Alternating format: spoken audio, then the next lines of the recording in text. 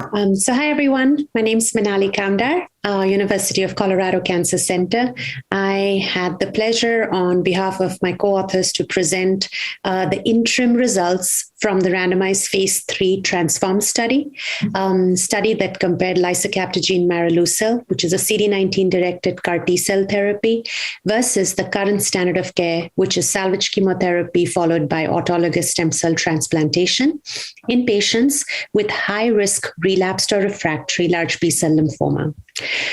So just as a way of background, patients whose large cell lymphoma relapses within 12 months or is primary refractory to frontline chemoimmunotherapy, these patients have exceptionally poor outcomes.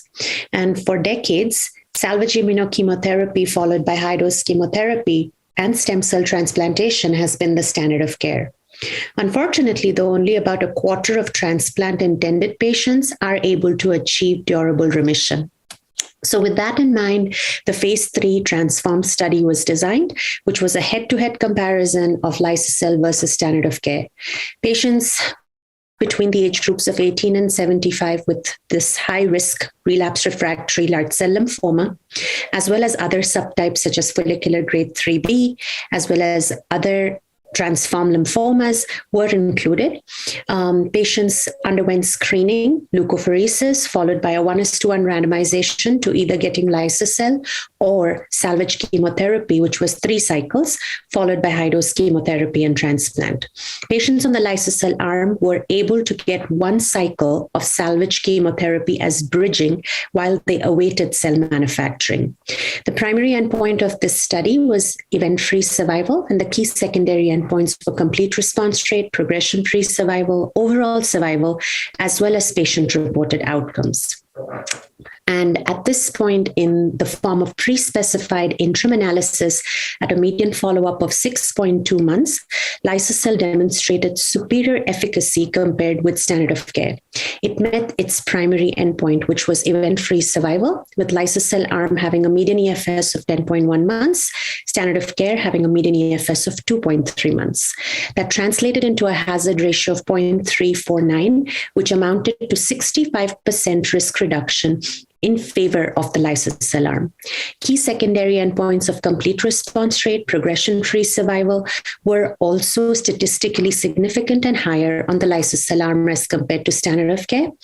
The complete response rate was 66% on liso-cel versus 39% on standard of care. And the median PFS was 14.8 months versus 5.7 months on the liso-cel arm versus standard of care, respectively.